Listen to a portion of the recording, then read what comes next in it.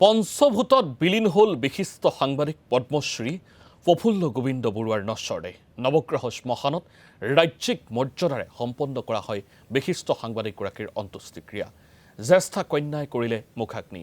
অন্ত্যেষ্টিক্ৰিয়াস্থলীত উপস্থিত থাকে ৰাজ্য চৰকাৰৰ মন্ত্ৰী পীযুষ হাজৰিকা, অজন্তা নেওগৰ লগতে কেইবাগৰাকীও বিশিষ্ট ব্যক্তি। দেওবাৰে নিশা 9:40 গুৱাহাটীৰ এখন ব্যক্তিগত খণ্ডৰ চিকিৎসালয়ত শেষ নিশ্বাস ত্যাগ কৰে প্ৰফুল্ল গোবিন্দ বৰুৱাই। 94 বছৰ বয়সত বিয়োগ ঘটে বৰ্ষীয়ান সাংবাদিকগৰাকীৰ। বাৰ্ধক্যজনিত কাৰণত চিকিৎসাধীন হৈ আছিল প্ৰফুল্ল গোবিন্দ বৰুৱা। আজি পুৱা চিকিৎসালয়ৰ পৰা চানমাৰীৰ বাসগৃহলৈ লৈ যোৱা হয় বিশিষ্ট সাংবাদিকগৰাকীৰ নশ্বৰ দেহ। চানমাৰীৰ বাসগৃহত বৰ্ষীয়ান সাংবাদিকগৰাকীলৈ শ্ৰদ্ধাঞ্জলি জ্ঞাপন কৰে অজস্ৰ গণমুক্তই। স্বাধীন প্ৰতিদিন গোষ্ঠীৰ স্বত্বাধিকাৰী জয়ন্ত বৰুৱা, অসমীয়া প্ৰতিদিন কাকতৰ সহযোগী সম্পাদক প্ৰকাশ মহন্তই শ্ৰদ্ধাঞ্জলি জ্ঞাপন কৰে প্ৰবীণ সাংবাদিকগৰাকীলৈ। চানমাৰী বাসগৃহতে বিশিষ্ট সাংবাদিকগৰাকীক অন্তিম শ্ৰদ্ধা জনাই আছু নেতৃত্বয়ো। ইয়াৰ পিছতে দি আছাম ট্ৰিবিউন কাকত গোষ্ঠীৰ চৌহদতো বৰ্ষীয়ান সাংবাদিকগৰাকীক জনোৱা হয় শ্ৰদ্ধাঞ্জলি। তাৰ পাছতেই নশ্বৰ দেহ লৈ যোৱা হয় নৱগ্ৰহ শ্মশানলৈ। নৱগ্ৰহ শ্মশানতো বিভিন্নজনে শেষ শ্ৰদ্ধা জনোৱাৰ অন্তত ৰাজ্যিক মৰ্যাদাৰে সম্পন্ন কৰা হয় অন্ত্যেষ্টিক্ৰিয়া। 1964 চনত আছাম ট্ৰিবিউন গোষ্ঠীৰ পৰিচালন সঞ্চালকৰ দায়িত্ব গ্ৰহণ কৰাৰ পৰৱৰ্তী সময়ত 1957 চনত আছাম ট্ৰিবিউনৰ সম্পাদকৰ গুৰু দায়িত্ব বহন কৰি আহিছিল প্ৰফুল্ল গোবিন্দ বৰুৱাই।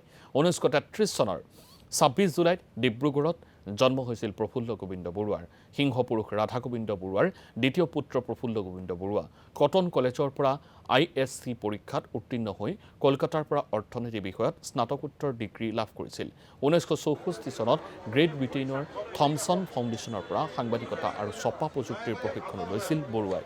সোঁৱৰণিৰ বাটে বাটে প্ৰবীণ সাংবাদিকজনৰ আত্মজীৱনী।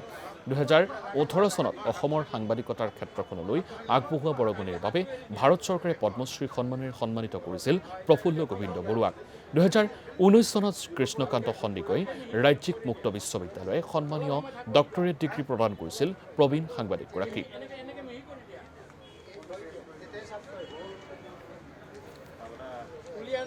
ট্ৰিবিউন গোষ্ঠী বা দৈনিক অসম গোষ্ঠীৰ সাংবাদিকসকলৰ যি স্বতন্ত্ৰতা, বাকীসকলৰ অলপ হ'লেও কম, অপ্ৰিয় হ'লেও সত্য কথা এটা কৈছোঁ। মানে মালিকে নিজৰ যি গুৰুত্ব, সেই গুৰুত্ব হয়তো কমাই দিছিলে, নিজৰ গুৰুত্ব নিজে কমাই দিছিল।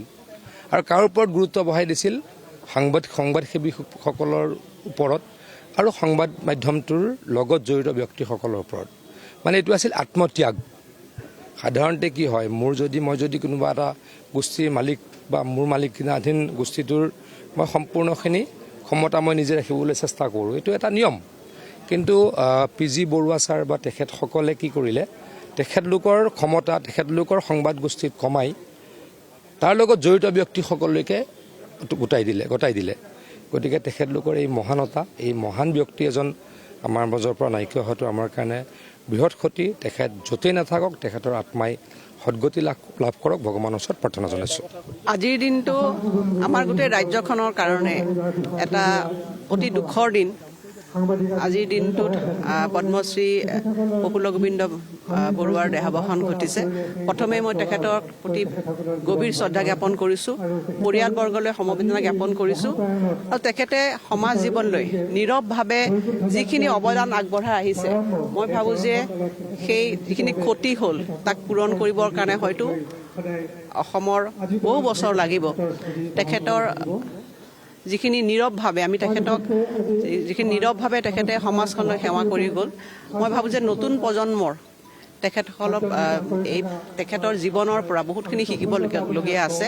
আৰু বিশেষকৈ সাংবাদিক জগতখনত বা তেখেতে এই বয়সলৈও যে নিৰৱচ্ছিন্নভাৱে যিটো এটা ভাবিব নোৱাৰাকৈ তেখেতে বাতৰি কাকতখনে এটা অসমৰ দীৰ্ঘযোৱা সমাজ জীৱনত, সামাজিক জীৱন বা অসমৰ ৰাজনৈতিক জীৱন সকলোখিনি এই বাতৰি কাকতৰ জৰিয়তে তেখেতে যিমানখিনি সেৱা আগবঢ়াই আহিছিলে, আমি পুনৰবাৰ তেখেতক স্মৰণ কৰিছোঁ আৰু আশা কৰিছোঁ যে নতুন প্ৰজন্মই তেখেতৰ জীৱনৰ পৰা বহুখিনি শিকিব লগা আছে। এই ট্ৰিবিউন গ্ৰুপৰে তেওঁ অধ্যক্ষ হিচাপে আছিলে আৰু তেখেতৰ লগত আমাৰ অতি নিবিড় সম্পৰ্ক আছিলে। আমি যথেষ্ট তেখেতৰ পৰা আমি বহুত উপদেশ লৈ আমি আগবাঢ়ি আছোঁ। আজি সেই আমাৰ মানে পিতৃস্বৰূপৰ সংবাদ জগতৰ তেখেতৰ আজি এই বিয়োগত আমি অতি মৰ্মাহত আৰু ভগৱানৰ ওচৰত প্ৰাৰ্থনা জনাইছোঁ তেখেতৰ আত্মাই চিৰশান্তি লাভ কৰক। ত্ৰিভুৱন গোষ্ঠী মানেই অসমৰ সংবাদ ক্ষেত্ৰখনৰ পিতামহস্বৰূপ। এই ত্ৰিভুৱন গোষ্ঠীয়ে অসমক ৰাষ্ট্ৰীয় প্ৰেক্ষাপটত প্ৰতিনিধিত্ব কৰিছিল আৰু তাক সেই পৰ্যায়লৈ লৈ যোৱাত প্ৰফুল্ল গোবিন্দ বৰুৱাৰ অনবদ্য অৱদান আছিল আৰু তেওঁ এই ৯৬ বছৰ বয়স পৰ্যন্ত কেইদিনমান অসুস্থ হৈ আছিল বেলেগ কথা, কিন্তু সেই পৰ্যন্ত তেওঁ গোটেই টীমটোক নেতৃত্ব দিছিল সন্মুখত থাকি।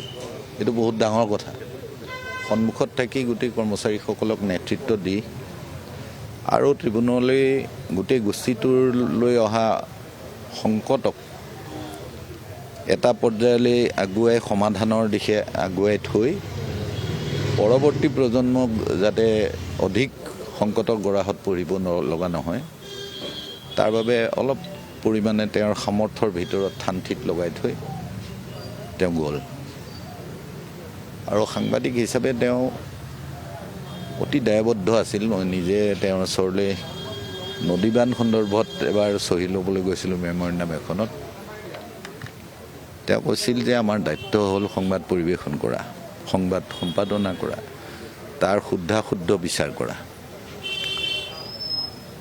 ৰাজপথৰ আন্দোলনত আমি নেতৃত্ব দিবলগীয়া নহয়, আমি বৌদ্ধিকভাৱে যিখিনি কৰিবলগীয়া সেইখিনি আমি মানুহক সচেতন কৰিবলগীয়া সেইখিনি কৰিম। মই ইয়াত চহী কৰিবলগীয়া বুলি মই নাভাবোঁ, ৰাইজে চহী কৰিব, এই কথাটো মোৰ মনত আছে। আৰু তুলসী গোবিন্দ বৰুৱাই হওক বা প্ৰফুল্ল গোবিন্দ বৰুৱাই হওক, দুয়োজনৰ সৈতে এটা মধুৰ সম্পৰ্ক আছিল। তুলসী গোবিন্দ বৰুৱাৰ ব্যক্তিত্বও বহুত বেলেগ আছিল। অতি সাধাৰণ সাংবাদিকজনৰ আপদকালতো তেওঁ কাষত থিয় হৈছিল, এইটো কথা মোৰ মনত থাকিব। অনিল মজুমদাৰক যেতিয়া হত্যা কৰা হৈছিল, তুলসী গোবিন্দ বৰুৱা তাত গৈ বহি আছিল তেওঁলোকৰ ঘৰত পিছদিনা। মই ভাবোঁ এই যি জুতি, এই জুতিটো আৰু সামগ্ৰিকভাৱে ত্ৰিভুৱন গোষ্ঠী, এই ত্ৰিভুৱন গোষ্ঠীক আমি সাংবাদিক হোৱাৰ আগৰ পৰাই অতি শ্ৰদ্ধাৰে চাইছিলোঁ। ইয়াত যেতিয়া জুই লাগিছিল তেতিয়া আমি আৱেগিকভাৱে দৌৰিছিলোঁ, মানে যে সেই জুই নুমুৱাব লাগে, এইটো এটা জাতীয় সম্পদ বুলি জ্ঞান কৰিছোঁ। মই আশা কৰিম PG বৰুৱাই নেতৃত্ব দিয়া এসময়ত ৰাধা গোবিন্দ বৰুৱাই খুটি পুতি থৈ যোৱা এই গোষ্ঠীটোৱে সেই নেতৃত্ব বহন কৰি যাবলৈ সক্ষম হ'ব। আৰু PG বৰুৱা হওক, তুলসী গোবিন্দ বৰুৱা হওক, তেওঁলোকে দেখুৱাই থৈ যোৱা যি আপোচহীন সাংবাদিকতাৰ শক্তি, সেই শক্তিৰে অনুপ্ৰাণিত হৈ সকলো পৰৱৰ্তী পিঢ়িৰ সকলো সংবাদকৰ্মী, সাংবাদিক আৰু তেওঁলোকৰ পৰিচালন কৰ্তৃপক্ষ অনুপ্ৰাণিত হৈ তেওঁলোকৰ প্ৰেৰণাৰে আগবাঢ়ি যাব। সেইটো নৱগ্ৰহটো কৰা হ'ব বোধ কৰোঁ। ঠিক আছে, আছে চব আছে, এতিয়া আহিলে চব আহিলে। 9:30 বজাত ঢুকাইছে তেখেত, 9:30 বজাত। তেখেতৰ বয়সো হৈছিলে। ঠিক আছে, ধন্যবাদ। ইতিমধ্যে PG বৰুৱা তেখেতৰ বিয়োগত ক'বলৈ ভাষা নাই। মোৰ ভিনদেউ হয়, তেখেতৰ আত্মাৰ সদগতিৰ কাৰণে ইয়াৰ পৰাই প্ৰাৰ্থনা জনালোঁ। মোৰ মামা তেখেত 93 বছৰ কমপ্লিট হৈছিলে। পদ্মশ্ৰী, এজন লিজেণ্ড, এটা ডাঙৰ লছ, প্ৰকাশ কৰাৰ কোনো ভাষা নাইকিয়া। সমবেদনা মানে ঈশ্বৰক প্ৰাৰ্থনা জনাইছোঁ তেওঁ যেন আত্মাৰ সদগতি হওক। কাইলৈ ইয়াৰ পৰা আমি 9টা বজাত লৈ যাম, প্ৰথম ঘৰলৈ লৈ যাম। ঘৰত 1.5-2 ঘণ্টামান থকাৰ পিছত আমি আছাম ট্ৰিবিউনলৈ লৈ যাম। তাত চাগে 1.5-2 ঘণ্টা লাগিব। ইতিমধ্যে নিশ্চয় তেওঁ চাগে ষ্টেট অনাৰ পাব চাগে। শ্ৰী প্ৰফুল্ল গোবিন্দ বৰুৱাৰ মৃত্যু হয় এপ'ল' হস্পিটেলত। তেওঁ কেইদিনমানৰ আগৰ পৰাই আছিলে। তেওঁৰ চিৰশান্তিৰ বাবে আমি সকলোৱে কামনা কৰিছোঁ। তেওঁৰ কাৰণে মোৰ দেউতা আছিলে। সেইকাৰণে মই বেছিকৈ আৰু নকওঁ। আপোনালোকে চবেই প্ৰাৰ্থনা কৰক যে তেওঁ চিৰশান্তি পায়। ধৰক অসমৰ জাতীয় জীৱনৰ সংবাদ জগতৰ এগৰাকী মহিৰুষ আমি হেৰুৱালোঁ আৰু আমি সদৌ অসম ছাত্ৰ সন্থাই আমি এগৰাকী অভিভাৱক হেৰুৱালোঁ আৰু কেৱল ছাত্ৰ সন্থাই নহয় অসমৰ জাতীয় জীৱনে এগৰাকী অভিভাৱক হেৰুৱালে আৰু যেতিয়াই অসমৰ জাতীয় জীৱনে সংকটৰ সন্মুখীন হৈছে আৰু প্ৰতিটো মুহূৰ্তত আৰু বিশেষকৈ অসম আন্দোলনৰ সময়ত তেখেতে সন্মুখৰ পৰা জাতীয় জীৱনক বৌদ্ধিক নেতৃত্ব দিছিল। আমাৰ মনত আছে যেতিয়া অসম আন্দোলনৰ সময়ত যেতিয়া বাতৰি কাকতৰ ওপৰত চেঞ্চৰশ্বিপ জাপি দিছিল সেই সময়ত তেখেতে সাহসেৰে সেই প্ৰত্যাহ্বানৰ সন্মুখীন হৈছিল আৰু জাতীয় জীৱনক বাটৰ সন্ধান দিছিল, সাহস দিছিল, অনুপ্ৰেৰণা দিছিল আৰু সেয়ে আছিল বৌদ্ধিক নেতৃত্ব। আৰু আজিৰ সময়ত আমি যে কৈ যাওঁ অপূৰণীয় ক্ষতি, অপূৰণীয় ক্ষতিৰ আচল অৰ্থটো হ'ল এইটো, তেখেত নোহোৱা হ'ল, আমাৰ জাতীয় জীৱনৰ এগৰাকী অভিভাৱক নোহোৱা হ'ল, ছাত্ৰ সন্থাৰ এগৰাকী অভিভাৱক নোহোৱা হ'ল আৰু আমি সঁচা অৰ্থত অসমক মনে প্ৰাণে ভাল পাই সন্মুখৰ পৰা জাতীয় জীৱনক বৌদ্ধিক নেতৃত্ব দিয়া এগৰাকী ব্যক্তিক হেৰুৱালোঁ। আমি সচৰাচৰ মানুহৰ মৃত্যুত কওঁ অপূৰণীয় ক্ষতি। অপূৰণীয় ক্ষতি শব্দটোক পি.জি. বৰুৱাদেৱৰ মৃত্যুৱে সাকাৰ ৰূপ দিছে, সেই স্থান আৰু পূৰ্ণ হয়। দীঘলীয়া সময় অসমৰ সমাজ জীৱনলৈ খুব নিষ্ঠা সহকাৰে তেওঁ সেৱা আগবঢ়াইছে। কেৱল সংবাদ জগতৰে নহয়, অসমৰ বৌদ্ধিক জগতৰ, অসমৰ জাতীয় জীৱনৰ এগৰাকী মহিৰুষ আছিল, অন্যতম অভিভাৱক আছিল আৰু অসমৰ জাতীয় জীৱনলৈ তেখেতৰ অৱদানক জাতিটোৱে কৃতজ্ঞ চিত্তে স্মৰণ কৰিব। প্ৰতিটো সংকটকালত তেওঁ বাটৰ সন্ধান দিছে। বিশেষকৈ ঐতিহাসিক অসম আন্দোলনৰ সময়ত আন্দোলনৰ সত্তাটোক সম্পূৰ্ণ পৃষ্ঠপোষকতা কৰা, আন্দোলনৰ সত্তাটোক জনসমাজৰ মাজলৈ কঢ়িয়াই লৈ যোৱা আৰু চৰকাৰী হেঁচাৰ পিছতো তাত নতশিৰ নহৈ আন্দোলনৰ বা বাতৰিৰে সৈতে অসমৰ জনসমাজৰ মাজত চেতনাৰ সৃষ্টি কৰাত তেখেতৰ যি ভূমিকা আছিল তাৰ বাবে তেখেতক আমি সদায় কৃতজ্ঞতাৰে স্মৰণ কৰিম। ছাত্ৰ সন্থায়ো এজন অভিভাৱক হেৰুৱালোঁ। তেখেতৰ বিদেহ আত্মাৰ চিৰশান্তি কামনা কৰিছোঁ আৰু পৰিয়ালটোলৈ গভীৰ সমবেদনা জ্ঞাপন কৰিছোঁ। আছুৰ ফালৰ পৰা বিশেষ কি ধৰণে শ্ৰদ্ধাঞ্জলি আমি তেখেতৰ বাসগৃহত আহি অসমীয়া গামোচাৰে সৈতে তেখেতৰ শ্ৰদ্ধাঞ্জলি জ্ঞাপন কৰিছোঁ। ইয়াৰ পাছত তেখেতক ট্ৰিবিউন বিল্ডিঙলৈ লৈ যোৱা হ'ব। তাৰ পাছত তেখেতক যেতিয়া নৱগ্ৰহ শ্মশানলৈ লৈ যাব, সদৌ অসম ছাত্ৰ সন্থাৰ পতাকা তেখেতৰ নশ্বৰ দেহত অৰ্পণ কৰি আমি তেখেতলৈ শেষ শ্ৰদ্ধাঞ্জলি জ্ঞাপন কৰিম। তেওঁ মানে আৰু তেওঁ বহুত চবতে তেওঁ চবতে ফ্ৰণ্টলাইন আৰু তেওঁ কালচাৰৰ পৰা আৰম্ভ কৰি চবতে মানে তেওঁ ইনভলভ আছিলে আৰু মেইন থিং আছিলে তেওঁ বিৰাট বেকগ্ৰাউণ্ডত থাকি চব কৰে। তেওঁ এনেকুৱা নহয় যে তেওঁ গৈ পেলাই চবতে, তেওঁ চব বেকগ্ৰাউণ্ডত মনে মনে থাকি চব কাম কিন্তু যি কৰিব লগা আছে কৰি থাকে।